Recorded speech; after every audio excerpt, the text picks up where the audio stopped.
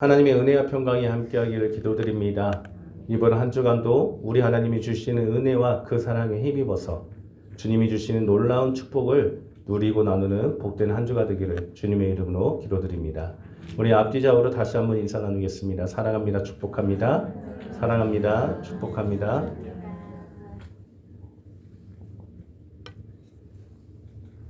우리는 그리스도인입니다. 예수님을 그리스도, 구원자라고 고백하고 또 하나님의 아들임을 믿는 사람들을 뜻하는 것이죠. 또한 그리스도인은 우리를 구원하신 예수님을 닮아서 그 가르침대로 살아가고자 결단한 사람들을 그리스도인이라고 표현합니다. 예수님을 알게 되고 만나게 되어서 하나님을 믿게 된 우리는 그렇다면 과연 그리스도인의 그 삶을 이 세상에서 살아가고 있습니까? 흔히 말하는 무늬만 그리스도인 또는 주일만 기독교인인 썬데이 크리스천은 아닌지 한번 생각해 봅니다. 우리가 이 세상에서 살아가야 할 삶의 방식은 세상과 똑같을 수가 없습니다.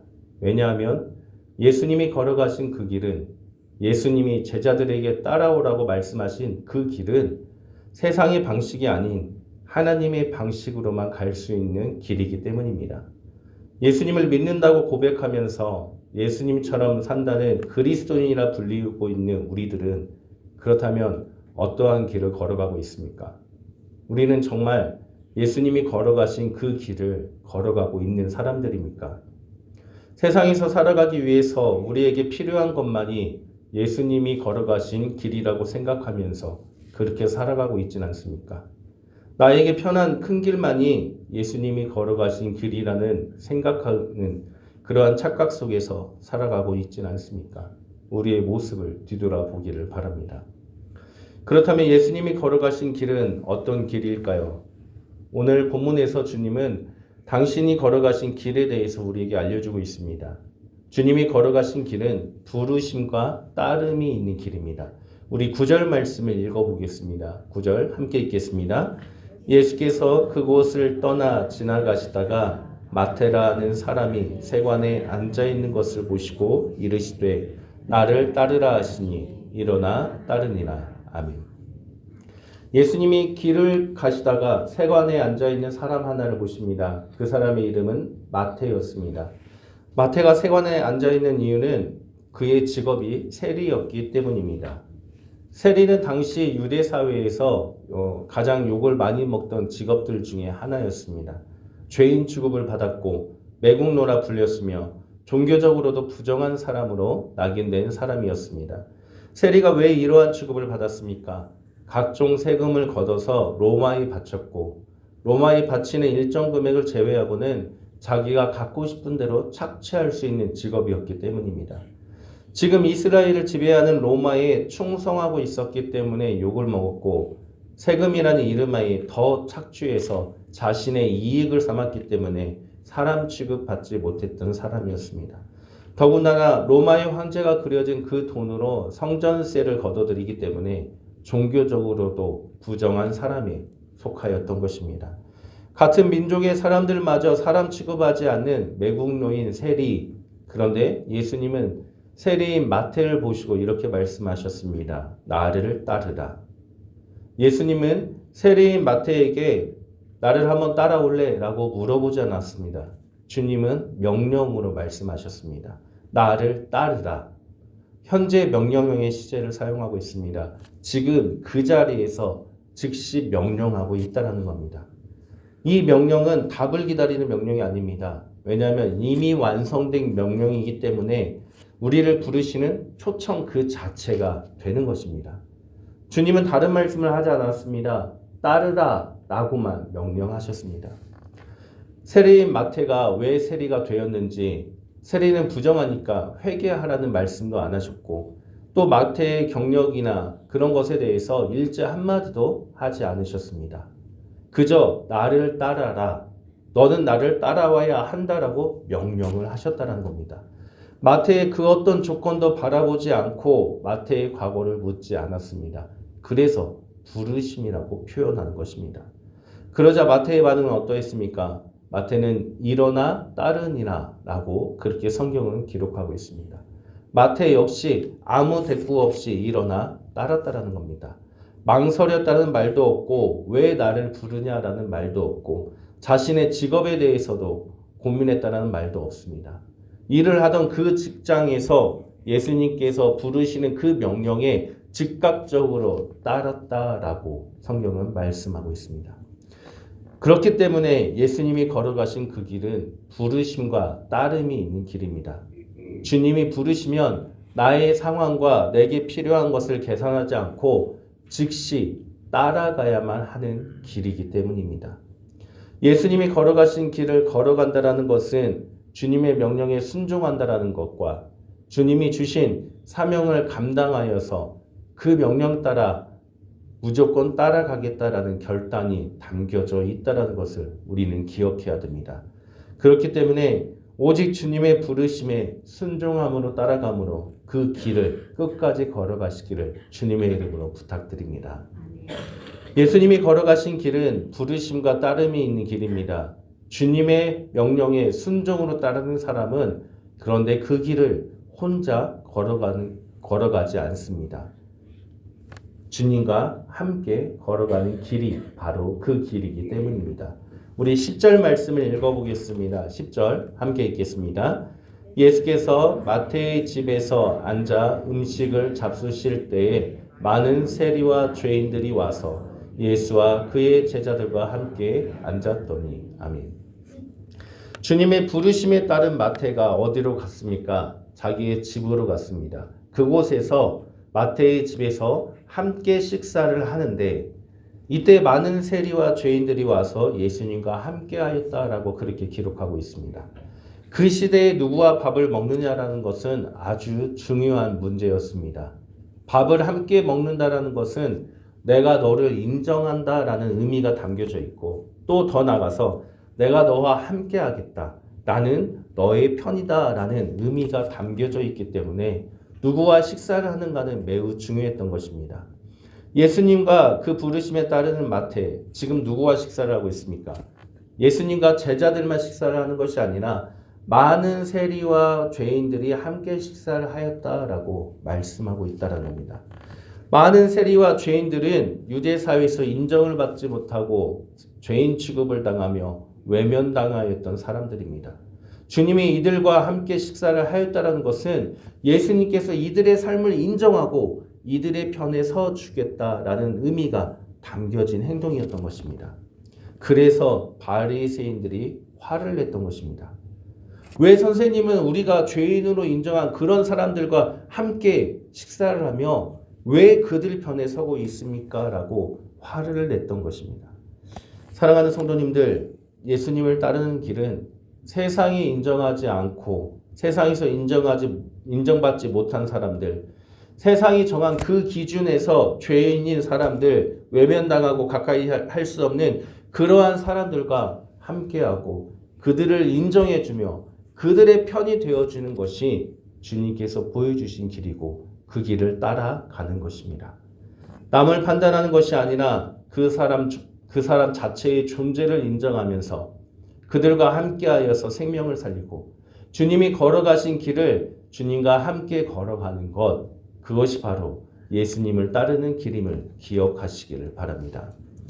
예수님이 걸어가신 길은 세상의 방식과는 달랐습니다. 그러다 보니까 경건하다고 말하는 바리새인들과는 다른 길을 주님은 선택하여 걸어갔습니다. 예수님이 이들이 죄인으로 규정한 그 자들과 함께 식사를 하자 이를 보고 화가 난 바리새인들은 금식 논쟁을 하기 시작합니다. 우리 14절 말씀을 읽어보겠습니다. 14절 함께 읽겠습니다. 그때에 요한의 제자들이 예수께 나와 이르되 우리와 바리새인들은 금식하는데 어찌하여 당신의 제자들은 금식하지 아니하나이까? 아멘. 바리새인들은 예수님께 따지듯이 묻고 있습니다. 우리는 금식하고 있는데 당신의 제자들은 왜 금식을 안 합니까? 이 말은 여러 가지 의미를 가지고 있는 질문입니다. 왜 당신과 제자들은 죄인들과 함께 식사를 하고 있습니까? 그것에 대한 지적이면서 경건한 선생이라면 금식을 해야 되는데 왜 안 하고 있습니까? 라고 꼬투리를 잡는 질문이기 때문입니다.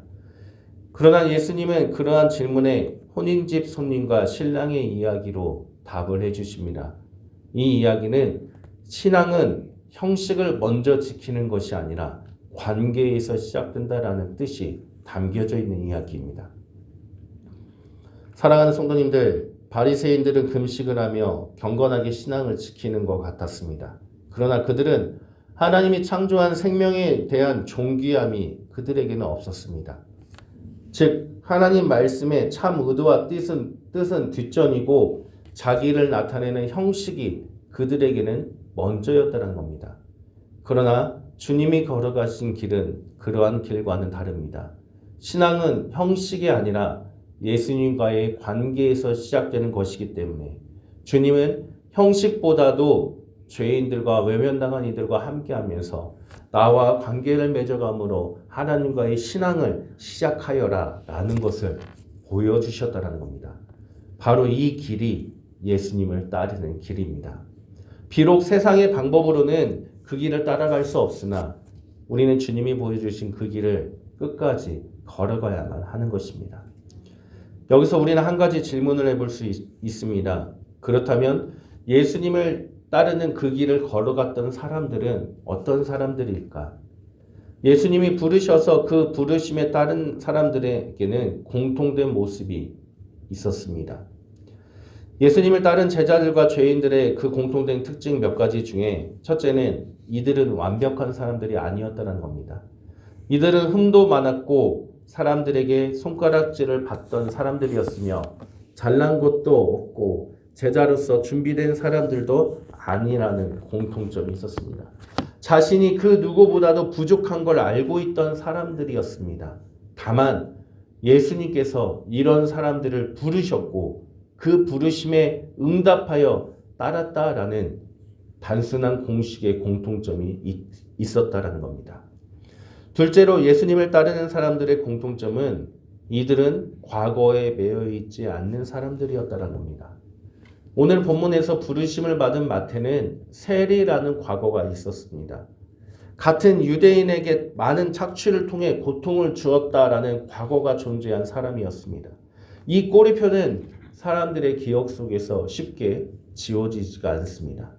그러나 성경은 마태가 예수님의 부르심을 받았을 때 뒤돌아봤다라는 이야기를 하지 않습니다.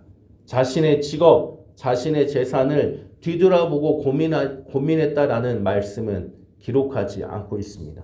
오히려 자신에게 찾아와 미래를 보여주신 예수님의 부르심을 붙잡았고 그 미래를 향해 걸어갔다라고 성경은 우리에게 알려주고 있습니다.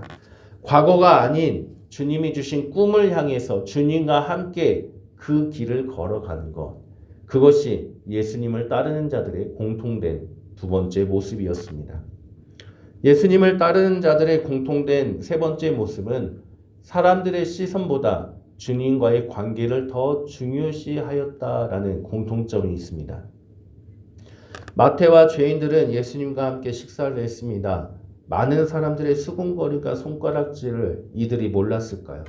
아마도 이들 스스로가 같이 식사를 하면서 낯이 뜨거웠을 것입니다. 그러나 이들에게 더 중요했던 것은 지금 자신들의 체면보다도 예수님과 함께하는 시간이 더 중요했습니다. 사람들의 시선도 형식도 체면도 예수님과의 함께하는 그 관계의 시간보다 더 중요하지 않았다는 겁니다. 예수님을 따르는 사람들은 사람들의 평가보다도 다른 그 어떤 것보다도 예수님과의 그 관계를 가장 우선시했다라는 공통점을 가지고 있다라는 것을 알 수가 있습니다. 그리고 이들의 공통된 네 번째 모습은 이들의 삶의 자리가 바뀌었다라는 겁니다. 주님이 부르셨을 때 마태는 말로만 따르겠다고 하지 않았습니다. 마태는 세관이라는 자신의 직업을 그 즉시 떠났고 악착같이 착취했던 돈의 자리에서 떠났으며 자신이 익숙했던 삶의 모든 자리에서 그 즉시 떠났습니다. 그에게는 세리라는 삶의 자리가 아니라 예수님을 따르는 예수님의 제자라는 삶의 자리로 그 즉시 응답하여 방향을 바꾸었다는 겁니다. 말이 아닌 삶의 실천을 하는 모습이 공통된 모습임을 우리에게 성경은 알려주고 있습니다. 사랑하는 성도님들, 주님은 오늘 마태를 부르시면서 당신을 따르는 길이 무엇인지에 대해 우리에게 알려주고 있습니다. 예수님을 따르는 길은 형식이 아닌 주님과의 관계가 우선이 되어야만 하는 길이며 말만이 아니라 행동으로 보여줘야 되는 길이고 세상에서 소외당하고 외면당한 이들과 함께하면서 그들의 편이 되어주는 세상의 방식과는 다른 길임을 우리에게 알려주고 있습니다.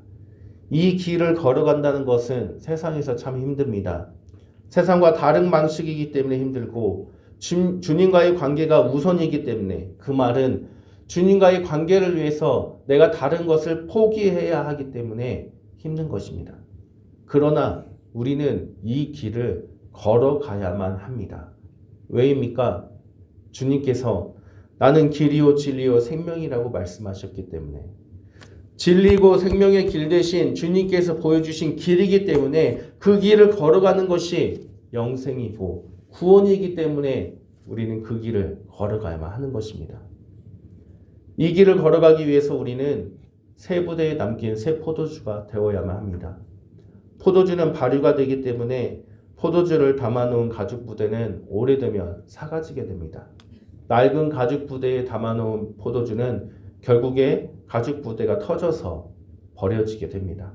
모든 것이 다 쏟아져 버리게 되기 때문에 그래서 새 포도주는 새 부대에 담아야만 한다라고 주님은 말씀하셨습니다. 이것이 우리에게 주는 교훈이 무엇입니까? 죄인인 우리가 예수님으로 인해 하나님의 자녀가 되었고 예수님의 제자가 되었다면 우리는 과거의 습성대로 살아가서는 안 된다는 겁니다.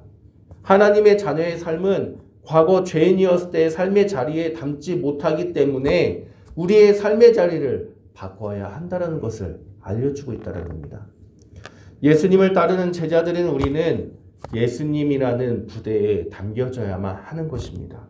새로운 삶의 자리로 삶이 바뀌어야만 주님이 걸어가신 길을 끝까지 갈 수가 있는 것입니다.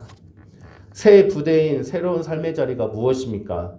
나의 과거를 보기보다는 힘든 나의 지금의 상황을 보기보다는 주님께서 우리에게 주신 꿈을 보며 주님이 나를 향해 계획하신 그 길을 바라보고 주님이 우리에게 주신 소명을 붙잡고 걸어가는 것, 그게 새로운 삶의 자리입니다. 또한 우리의 필요와 우리의 기준으로 사람을 판단해서도 안 됩니다. 우리가 당연하게 소외했던 이들을 위해서 주님이 십자가 길을 걸어가셨다는 것을 기억하고 우리 역시 사람을 판단하기보다 사랑으로서 품고 사람 자체를 사랑해야만 하는 것입니다. 그리고 이 세상에서 살아가는 우리들에게 그 무엇보다도 가장 우선시 되어야 할 것은 주님과의 관계를 최우선으로 삼아 살아가야만 한다는 겁니다. 최우선으로 삼는다는 것은 죄송한 말씀이지만 다른 우선순위들은 포기해야 한다는 의미가 담겨져 있습니다. 예수님의 길을 따르는 거 참 어렵습니다. 우리에게 많은 것을 요구하는 것 같기 때문입니다. 현실적으로 살아가기에는 너무나도 막막하고 어렵습니다.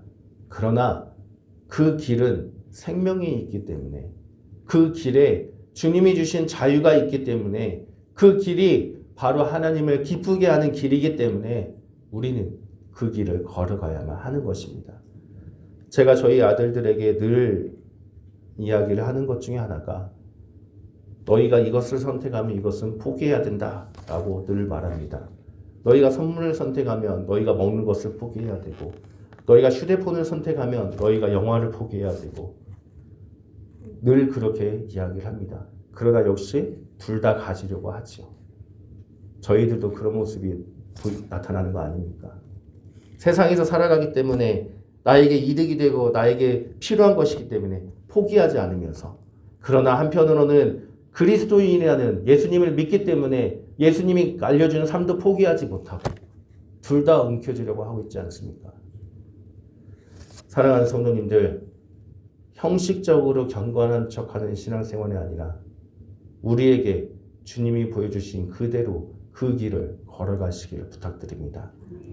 올 한 해 힘들지만 주님이 걸어가신 길에는 영생과 기쁨이 있기 때문에 그 길을 주님이 보여주신 그대로 따라 걸어감으로써 우리가 모두가 함께 그 길을 손잡고 걸어감으로써 오직 하나님을 기쁘게 하는 참된 제자들이 되시기를 주님의 이름으로 간절히 축원합니다.